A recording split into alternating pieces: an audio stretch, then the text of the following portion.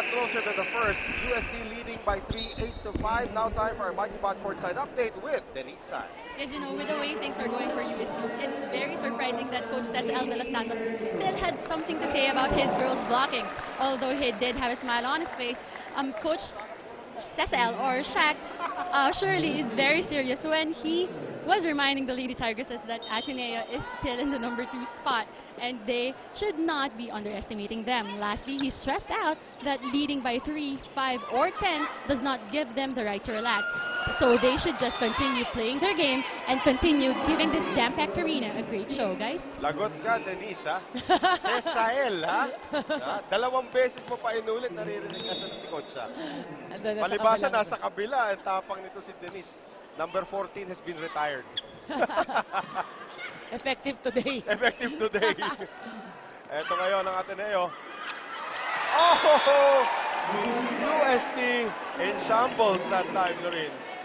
Well, they are human. They've been playing very well in this match, but a miscue there between Angie Tabaquera and Michelle Carolino. And of course, Michelle Carolino just relearning the offense here. She did play already for USD as a guest player. Oh, nothing wrong with that. Michelle Carolina has been finding those lines there going down the line. Again, si Michelle Carolino, practically a legend. Kung magkakaroon tayo ng Hall of Fame siguro in about 5 years in Shakey's B-League, she would be the first inductee. Oh, yeah. One of the first inductees Definitely. there. Sontaya. And no pancake coming there from Aiza Maizo. Too late for pancakes, actually. Well, you were saying earlier, we got to give it to Michelle Carolina. She's one of the reasons why, the fans, there's so many fans here in the Shakey's B-League. 9-8 is our score right now. Soriano. Uh-oh. That's rare for Aiza Maizo. Yung pag-receive niya parang toink. Ay. But the poker face Aiza Maizo there. Tied at 9. Axel is the official outfitter of the Shakey's B-League. Soriano parang matitisot pag magte-take off siya dun for her jump serve, no? Oh, nice defense by Gretchen Ho. A good block for Ateneo, that play. Mighty Bond, strong dikit block right now. Again, Gretchen Ho, pretty big shoes to fill. Oh, it's actually Sontaya, rather, with that Mighty Bond super dikit block. But those are big shoes to fill for Gretchen Ho. Wala na si Bea Pascual sa lineup ng Ateneo. And Gretchen Ho is the heir apparent to that position. Soriano, lost air. Well, that's actually a good opportunity for Gretchen Ho to gain more experience. Now, she has a couple more years in the UAP. And starting here in the Shakey's B-League, going against guest players like Michelle Carolino will be a good experience for her. Bad reception that time. Sontaya keeps it alive. And Ferrer attacks. Purato keeps it alive. Di Makulanga now a gift for Ateneo. Here's the setup now for Gretchen Ho. Presence of mind by Geminea Ferrer to give a quick back set to Gretchen Ho. Alam mo yung pakiramdam ni Gretchen Ho, parang naka-river siya doon eh. Behind na siya sa flat. Bad beat. Naka-bad beat siya doon. Naka-river. Di Makulangan losing at the net. And Maizo pushes it over. Gabriel is ready. Here comes Sontaya. Lintis Bintin Santiago. Well, Sontaya giving Santiago a dose of her own medicine. Santiago is only 17 years old. And she's 6'2". There are some men who are not 6'2" when they're 17. Oh! Tabaquero is only 5'7", but she doesn't need to be 6'2" to have this kind of power. She is feeling it. My goodness.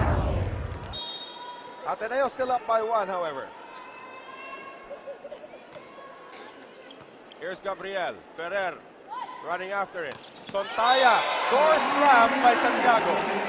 Well, you have the two best blockers of UST teaming up, Santiago and Maizo. Here's what a 6'1" and a 6'2" look like when they go up against each other. Super dikit block brought to us by Mighty Fast, Mighty Strong, Mighty Bond, tied at 12. Parang si Jabbar. Oo. Parang Bill Russell against Wilt Chamberlain. Panahon ni Barry yun. Hindi na nila alam yun. At least si Jabbar alam pa ng mga tao. Maizo saw the back line was completely open and nanggigil. Ateneo with the lead. Well, speaking of Ateneo, Sontaya and Ho teaming up for them in terms of attacks. And here is Maizo. Kainglet, she's been quiet here in the second set. Not anymore.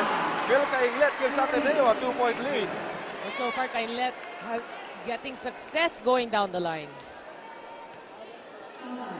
And salamat sa mga kaibigan natin sa Pagcor Sports. It's a proud partner of the Shakey's V-League. Sontaya, nice read by Curato. So these little mistakes, you know, lumalamang na Ateneo, they're building momentum, but all of a sudden you have a service error. Well, of course, service errors are always a dagger to the heart of that team. Momentum breaker talaga yan. Exactly. Here is the combination to Cara Acevedo, her first point of the game. You're right, no? That's Yeah. her first point. Acevedo, of course, the captain, leading by example. And again, you know, it's so hard to find a captain with the heart of Cara Acevedo. And now Gretchen Ho, one of the future captains, I would have to say, of this team. That's right, good serve. Jessica Curato, Aiza Maizo. Ferrer, Kainglet. Kainglet finds ways to score. Do you know that still Kainglet is still growing in terms of height? Still young. Very young, and Ateneo is very, very much in the lead.